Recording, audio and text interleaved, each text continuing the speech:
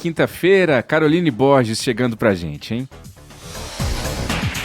Jornal Nova Brasil Brasília. Empreende Brasília. Um oferecimento Heavy, gestão de pessoas, por mais carreiras e negócios bem-sucedidos. Carol Borges, diretora executiva da Heavy Gestão de Pessoas, muito bom dia, seja bem-vinda. Bom dia, Ariane, bom dia, Diego, bom dia aos nossos ouvintes. Carol, hoje a gente fala sobre um assunto que sempre rende bastante discussão, não é? Que é a figura do cliente no centro dos negócios. Aquela história de que, independente do que aconteça, o cliente tem razão ou o cliente deve ser prioridade? E já emendo essa pergunta com qual é o objetivo desse posicionamento de colocar no centro de tudo, dos objetivos e pensamentos da empresa, a figura do cliente. Vamos lá, Ariane. Na verdade, eu acho que a pergunta nem é se o cliente tem sempre a razão, porque quando a gente coloca essa pergunta na pauta, a gente está falando geralmente de situações conflituosas, de crise, mas é a gente falar sobre a estratégia do cliente realmente no centro do negócio. Então, é buscar centralizar o planejamento estratégico na experiência do cliente. O objetivo disso, na verdade, é exatamente aumentar a fidelização, o que hoje é algo extremamente desafiador para as empresas. Com toda a transformação digital que a gente vem passando aí nos últimos anos, a gente teve uma alteração grande na relação das empresas com os consumidores. Então, para a gente ter um sucesso como negócio num mercado muito competitivo, é necessário investir recursos e foco na experiência do usuário. Para que essa experiência, né, esse momento do cliente, né, desde o comecinho da jornada de compra, onde ele está avaliando alternativas, até o momento do pós-venda, depois que ele já consumiu e mantém um relacionamento com a empresa, para que isso seja o melhor possível. Então, de fato, é algo que a gente precisa falar. Todas as empresas têm esse desafio, desde empresas que lidam com pessoas físicas, que a gente chama do mercado B2C, né, é o mercado para o consumidor final, até empresas que trabalham com prestação de serviço para outras empresas. Naquela ponta também tem uma pessoa e existe um grupo de pessoas que tem que ser atendido. Então, é centralizar o planejamento estratégico no cliente.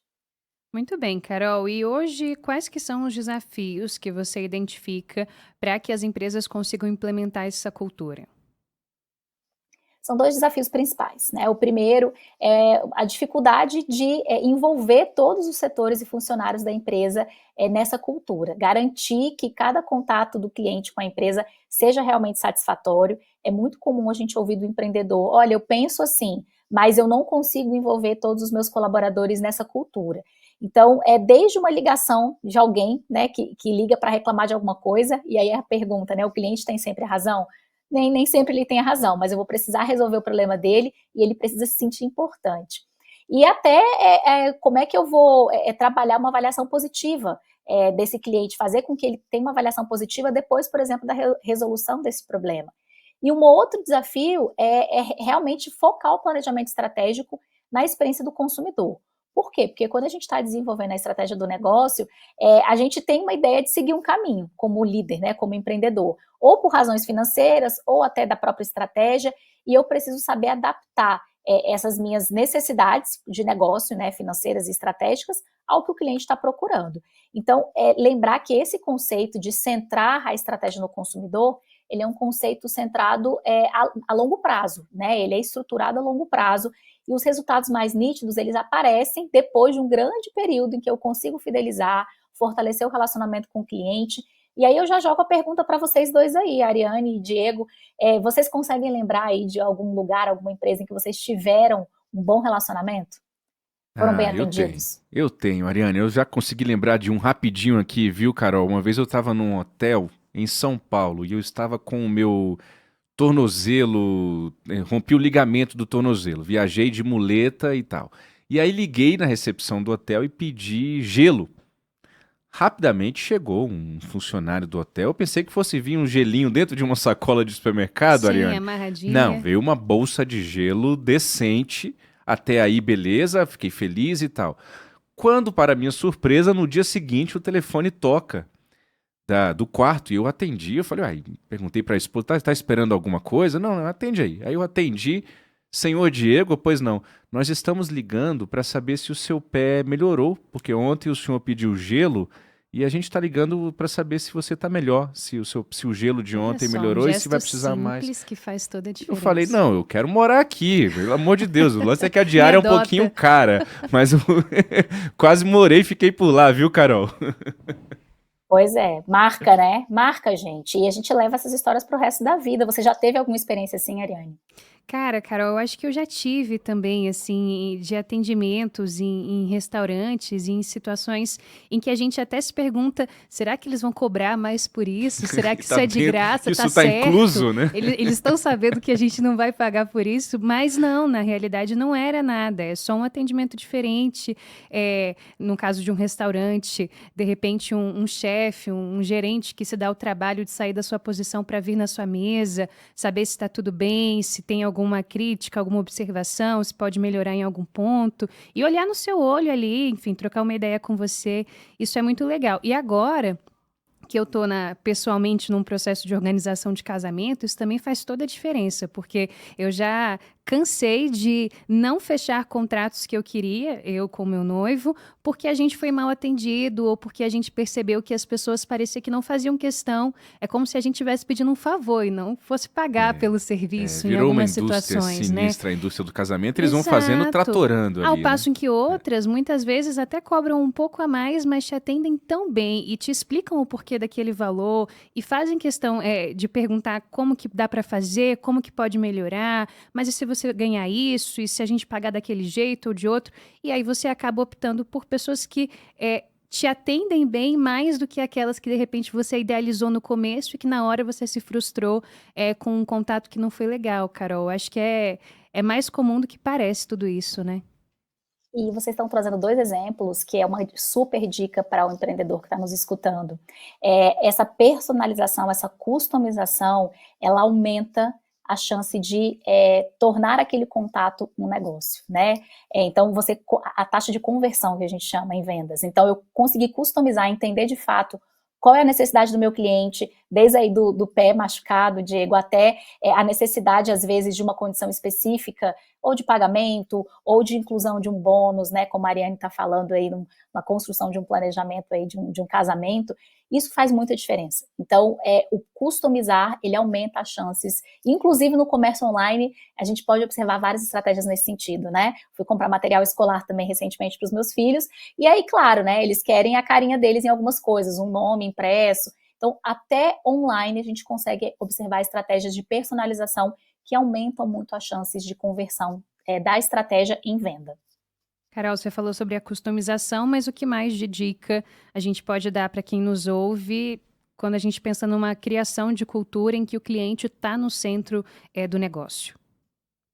Vamos falar aqui de 6 pontos muito importantes para você, empreendedor, você que tem negócio, e você quer criar essa cultura do cliente no centro, porque isso converte negócio, né? Isso faz o negócio crescer. Primeiro, a gente está falando de uma cultura, e não é algo fácil de implementar, existem processos, existem direcionamentos, mas o primeiro ponto é alinhar a liderança.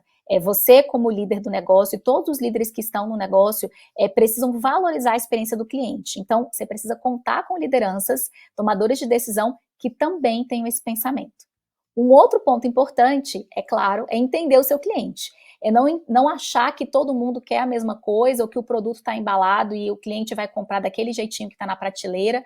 Eu preciso fornecer uma experiência da melhor forma possível. Então, eu preciso conhecer a fundo quais são esses desejos, quais são os desafios, quais são os objetivos, qual que é o comportamento geral desse consumidor ou possível consumidor do seu serviço ou produto. E existem ferramentas que conseguem ajudar nisso. Então, ferramentas, por exemplo, de CRM, né, que são ferramentas em que eu consigo registrar o passo a passo do relacionamento com o cliente.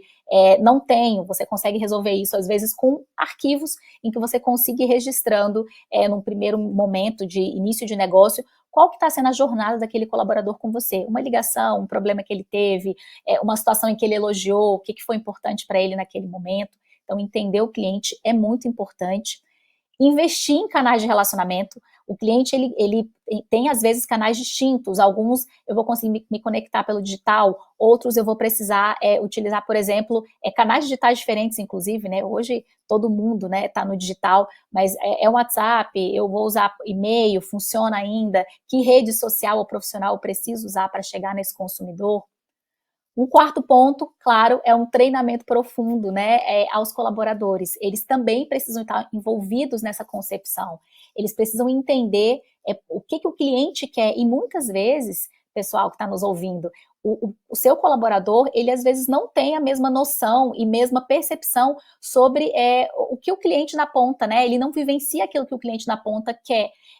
Por diferenças culturais, diferenças regionais, diferenças financeiras, sociais, ele precisa entender, né? E é muito comum, por exemplo, você chegar num restaurante e às vezes o próprio garçom nunca ter experimentado o prato.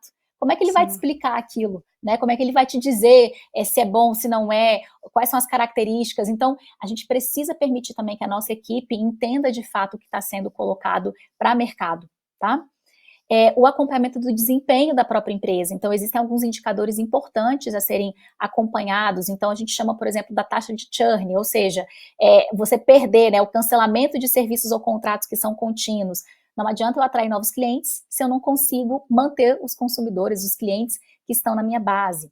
O que a gente chama de LTV, né, o Lifetime Value, que é uma métrica importante para acompanhar o lucro que a empresa tem com determinado cliente, né? Então, os lucros gerados naquele período que o cliente esteve comigo. E o NPS, que avalia esse nível de satisfação, né, a gente consegue avaliar quem são aqueles promotores da marca, quem são neutros e quem são os detratores. E os detratores vão lá nas redes sociais também falar mal. Então, a gente precisa identificar isso rápido, tá? E por último, e não menos importante, mas a gente precisa também utilizar os feedbacks dos clientes para melhorar.